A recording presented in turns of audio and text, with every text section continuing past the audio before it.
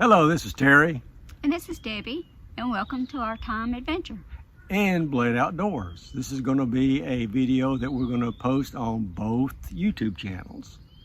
And this is actually Terry and Debbie from the future, because we've been in our campground for 3 of the 4 days, and this is the first day that it's been nice enough to come outside and do a video without the wind blowing us all over the place. It has been something else. Now, the wind is the only factor. It's been cool, and we've had, warm jackets, and we did get to take a very long walk yesterday, so we're not just sitting in the van and not doing anything, but we really couldn't record much outside. No, not in the daytime. The wind would go calm at night and late in the afternoons, but then we would have to cook meals, or I was fishing. And you probably want to know where we're at. So we are actually at Pickensville, Alabama, and this is a Corps of Engineer campground, and it was made during the time that they were building the Ten Tom waterway that connects the Tombigbee to the Tennessee River. So we're going to be seeing things that happened a few days ago, some things that happened today, and then at the end of the video we'll wrap everything up. So I hope you guys enjoy this video, and we'll catch you in a little while. Thanks.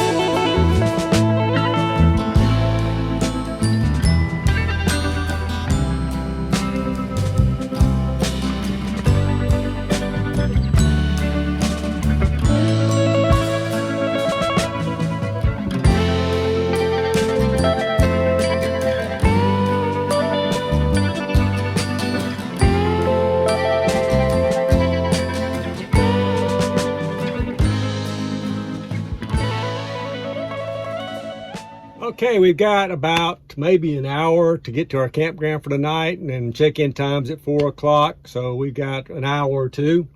So we stopped in Aliceville, Alabama, of all places, to take a look at a museum that's fairly unique. And I think you'll agree once you see it, so let's head inside and take a look.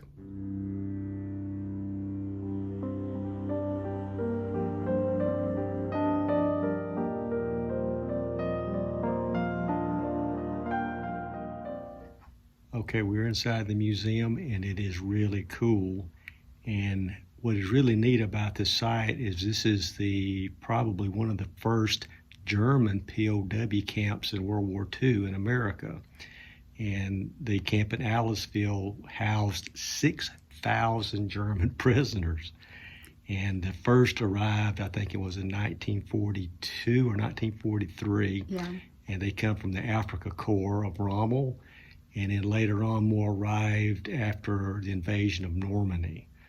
And I'll post more information later, but this is very, very great museum. I definitely recommend it. And if you look behind us here, here's some photos of some actual prisoners that were here.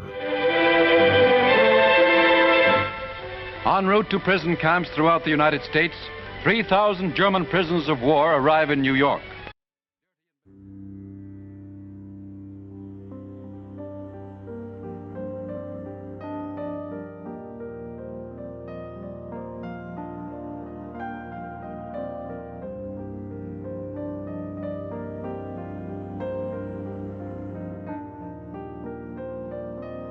The American POW system was very classified. Even though the camps were being built in different towns, people knew that POWs were coming, but they had no idea what nationality that they would be. trains brought the POWs to the camps, and in Aliceville's case, the trains did not arrive right by the camp, so they actually had to march the prisoners through the middle of town to reach the camp itself. The camp itself, once they arrived, the prisoners were designated and placed in barracks based on their rank. In this camp, they were commissioned, non-commissioned, and enlisted officers. A lot of the POWs that arrived were wounded and hadn't been taken care of, and this POW camp had a hospital with doctors and nurses that could take care of them and get them back on their feet. Of course, like anywhere else in every military, you are always trained to know what type of snakes were there, so you could be aware of those, and not only for the Germans, but also the Americans that were there too. This is a typical area that a POW lived at, and as you can see, it was fairly nice and fairly spacious. They could have their own photographs, they could correspond with their loved ones through the Red Cross, and tried to make it a home as best as they possibly could. Some of the POWs were not able to work, or maybe didn't need to, but they would entertain themselves. Here's a piano that they had. If they didn't have an instrument that they wanted to play, they would make their own, such as the xylophone that you see here. There were some talented men that they would put plays together for others to watch. Of course, no women were there, so the men had to play the women's parts.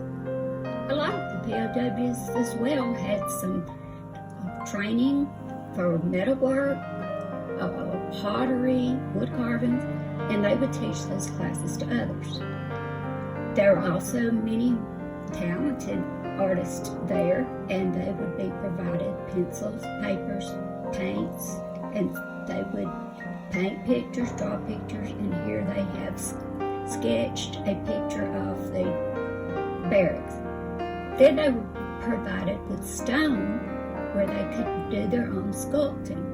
They made several sculptures there of depicting things there at home, or just whatever they wanted to do, they would do that.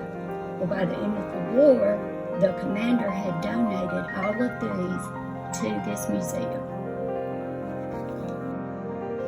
Although they were provided with food, it was soon realized that they would rather cook for themselves, because the way that Americans cooked and spiced their food was a lot different from the way that Germans cooked and spiced their food. Also, they were provided with fairly decent china to eat out of. Well, I think we're going to end our tour of the German POW camp here. This museum is really fantastic. I definitely recommend you guys to visit Aliceville and also come to this museum. It's something that my dad had told me about German POW camps in the United States, but I never knew there was a camp in Aliceville so big, and one of hundreds that was in the United States. It was really amazing. So what did you think about it, Debbie? I think it feels like you need to be kind of solemn here. It's kind of, it's hard to describe it. You know, there are good things that went along. The prisoners were treated much better by the United States than what the other countries treated our prisoners. And the gentleman who is in charge today, and I think really kind of in charge of the whole museum, has told us quite a few stories. And one of the stories that really stuck to me was that the German prisoners that came from North Africa, from the Rommel's Africa Corps, when they got to New York, they were so surprised that New York was standing. They had been told that New York had been bombed, obliterated, and all of a sudden, New York was standing. And as they were on the train coming to the different camps, they were well fed again. It surprised them. They had no idea. And again, that's propaganda for you. So I hope you enjoyed this. I'll be putting little nicks and knacks and also be taking a look and see if I can attach a little video to this too, because they had a video at the beginning of the tour that was really great. If I can find it online, I'll attach it. So we will see you guys when we get to our camp Our tonight. next spot. Okay.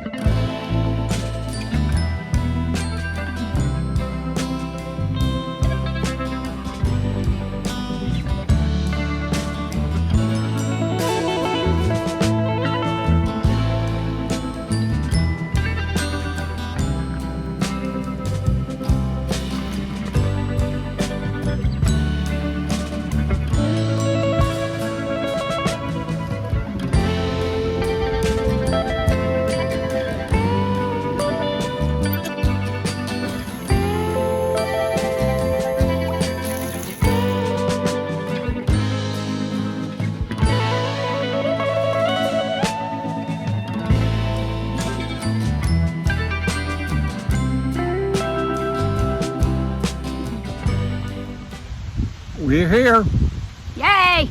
and we're set up. It took us about 10 minutes to set up. And I had no idea what I was doing.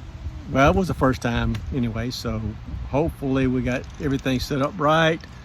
We are right by the river. I've got my reel set up for some catfish already.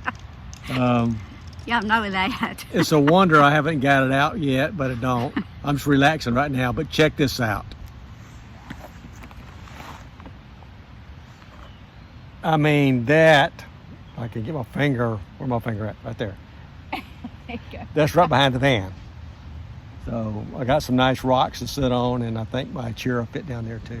Okay, just to let you know, this will be Terry's fishing hole for the next 3 days.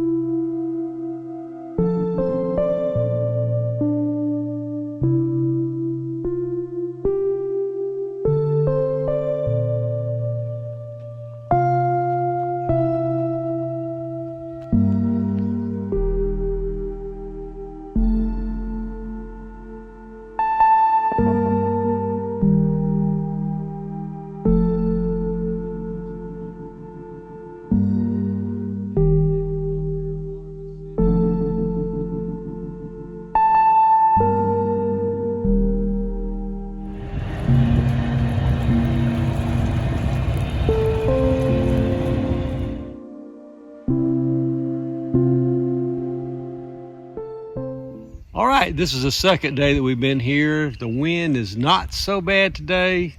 So it's about 11 o'clock. So we decided to just hike the entire campground and show you snippets of videos of things that we see. I'm not going to give you a complete tour. You can go online, and a lot of people do drive-throughs. You can see that. So we'll do that for a while, and I still want to get back to fishing this afternoon.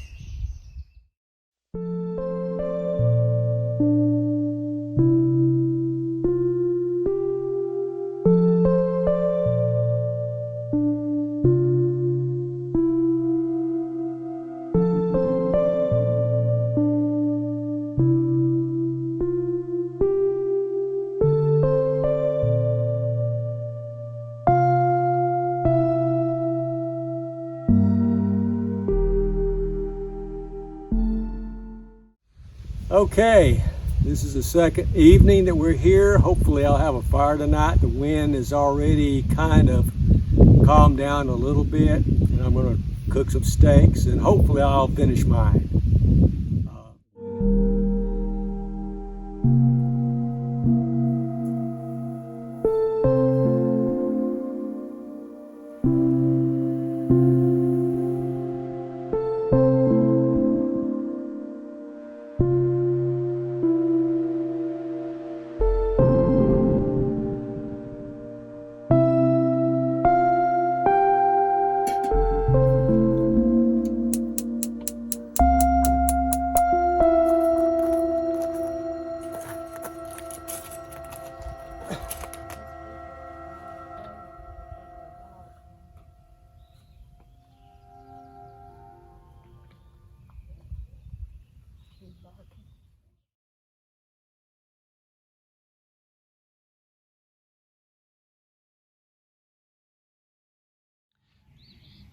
Okay, we're going to check out the Tom Belville mansion here.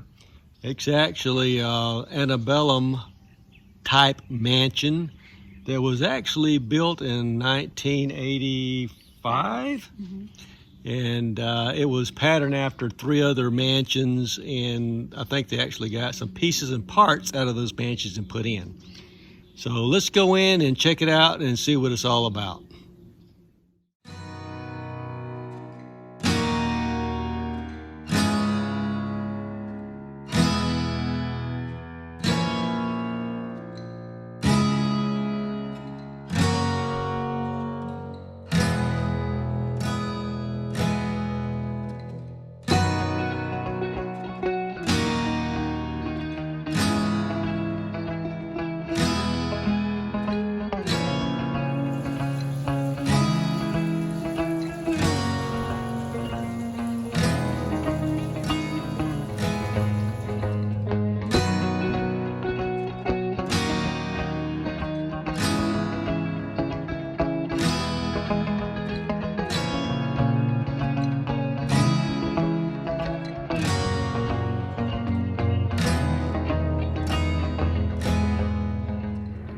Okay, we are at the south side of the locking dam, and there's the dam and there's the lock. We're actually at a little campground here right up the hill here that we're going to eat some lunch at, and after lunch we're going to head to the other side and get another perspective. We're going to get back into Cypress here, and yeah, we named our Class B van Cypress. Sorry, B Battalion, they wanted Freebird, but we saw so many cypress trees here that I just told Debbie, well, she actually came up with the idea, and I said, yeah, let's name it Cypress. So we're going to take Cypress, and what we're really going to do is go on the other side of the dam to get a perspective from that. So let's go over there and see what it looks like.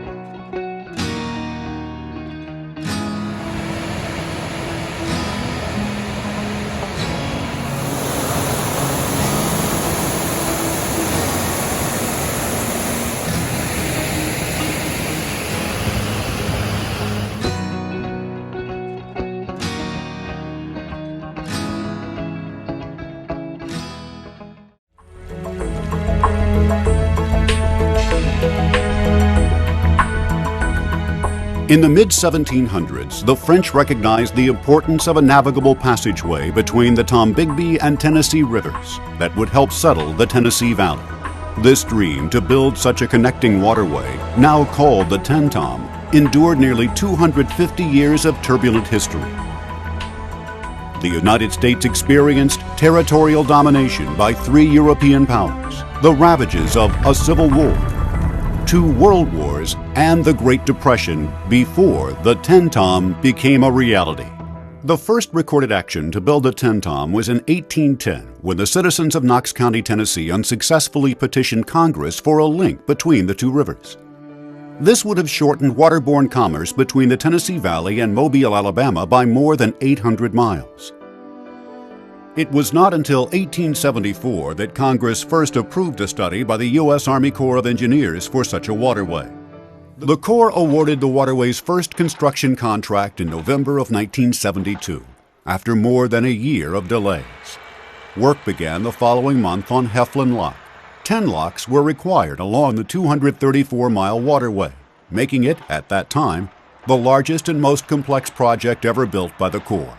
Nearly 307 million cubic yards of earth would be excavated along its route, or 1.5 times as much as that dug for the Panama Canal.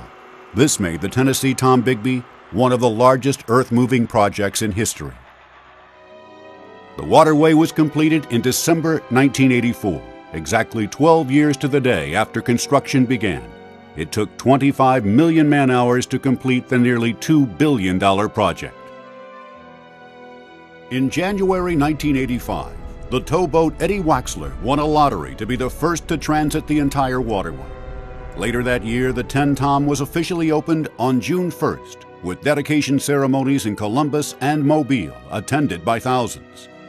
One newspaper described these celebrations for the completion of the Tenn-Tom as the largest in the South since VE Day, which ended World War II.